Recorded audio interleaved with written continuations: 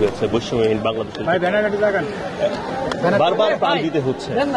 আমরা আসলে যে শিক্ষাটা পাচ্ছি সেখান থেকে কতটুকু কাজে লাগাচ্ছে রাজনৈতিক দলগুলো, কতটুকু ভূমিকা রাখছে বাংলাদেশটাকে নিঃস্বার্থভাবে গড়ে তুলছে। আমরা আজকে নতুন একটি বাংলাদেশে শহীদ বুদ্ধিজীবীদের প্রতি শ্রদ্ধা নিবেদন করার জন্য এসেছি। এটি আমাদের সবথেকে বড় একটি পাওয়া যে এই বাংলাদেশে আওয়ামী ফ্যাসিস্ট শক্তির পতন হয়েছে এবং যারা বিপ্লবী স্বাধীনতার পক্ষের শক্তি ছিল তাদের বিজয় হয়েছে। এবং আমরা মনে করি কোনোভাবেই এই দ্বিতীয় স্বাধীন বাংলাদেশে আওয়ামী লীগ কোনোভাবেই রাজনীতি করতে পারবে না। বিচারের আগে কোনোভাবেই আওয়ামী লীগ তাদের সাংগঠনিক কার্যক্রম পরিচালনা করতে পারবে না। দুঃখের সাথে বলতে হয় যে এখানে জাতীয় পার্টি এসেছে, জাতীয় পার্টি আসার মাধ্যমে আজকে এই শহীদদের রক্তের সাথে এক ধরনের বেইমানি করা হয়েছে। কিভাবে কোন সাহসে জাতীয় পার্টি আজকে এই বুদ্ধিজীবী দিবসকে কেন্দ্র করে আজকে তারা তাদের সাংগঠনিক কার্যক্রম পরিচালনার উদ্দেশ্যে এখানে এসেছে।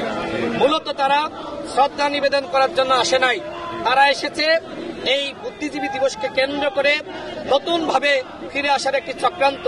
আমরা স্পষ্টভাবে বলতে চাই জাতীয় পার্টির বিরুদ্ধে অবশ্যই ব্যবস্থা নিতে হবে। জাতীয় পার্টির যারা এখানে এসেছে কোন দুঃসাহসে আসলো সেই বিষয়ে সরকারকে অবশ্যই কৈফিয়ত দিতে হবে। এখানে কোনো পুলিশ নাই, পুলিশ কোথায়? তাহলে কি এই পুলিশদেরকে টাকা দিয়ে সরানো হয়েছে? জাতীয় পার্টি তারা বীরের বেশে শ্রদ্ধা নিবেদন করবে, আবার বীরের বেশে ফিরে আসবে। এখন সরকার বলবে যে আমাদের তো পুলিশ ছিল, আমরা তো দেখছি এখানে পুলিশ নাই। আওয়ামী লীগ যদি আজকে এখানে আসতো তাহলে আপনি কি করতেন? এখানে তো কোনো আইন শৃঙ্খলা বাহিনী আমরা দেখছি না। আজকে আওয়ামী লীগ ঘোষণা দিয়েছিল তারা শ্রদ্ধা নিবেদন করতে আসবে, আওয়ামী লীগ আসে নাই। কিন্তু আমরা মনে করছি এই জাতীয় পার্টির মিছিলের মাধ্যমে আওয়ামী লীগ এসেছে, এই জাতীয় পার্টির মধ্যে আওয়ামী লীগ রয়েছে।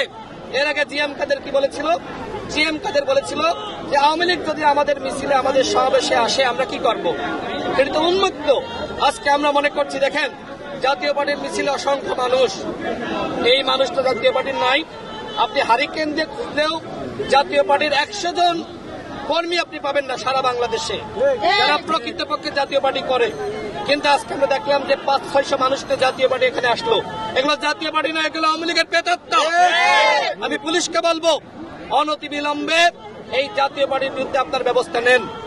আওয়ামী লীগ কিন্তু জাতীয় পার্টি বেশি ফিরে আসার চক্রান্ত করছে।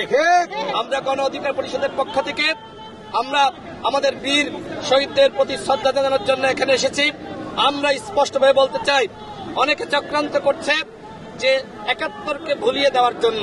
আমরা বলতে চাই 71 আমাদের প্রথম স্বাধীনতা এবং সেখানে প্রায় 30 লাখ মানুষ শহীদ হয়েছে বলে আমরা শুনি, যদিও সেটি নিয়ে বিতর্ক আছে এবং অসংখ্য মানুষ আহত হয়েছে। আমরা একটি ভূখণ্ড পেয়েছি।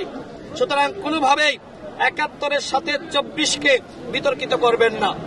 আমাদের মুক্তিযোদ্ধারা আমাদের জন্য গর্বের বিষয়, তাদেরকে কেউ ছোট করবেন না। মুক্তিযোদ্ধারা যারা আওয়ামী লীগ করেছে, অন্য দল করেছে, বিএনপি করেছে, যে দলই করুক না কেন, যদি তারা প্রকৃতপক্ষে দেশের পক্ষে থাকে খবরদার তাদের নিয়ে কেউ বিতর্ক সৃষ্টি পায় তারা করবেন না। মুক্তিযোদ্ধারা আমাদের অমূল্য সম্পদ এবং বাংলাদেশকে নিয়ে একটি ষড়যন্ত্র শুরু হয়েছিল। দেখেন যে যখন দেশ স্বাধীন হয়ে যাচ্ছে তখন যেটি হলো যে আমাদের বুদ্ধিজীবীদের হত্যা করা হলো। আজকের বাংলাদেশেও কিন্তু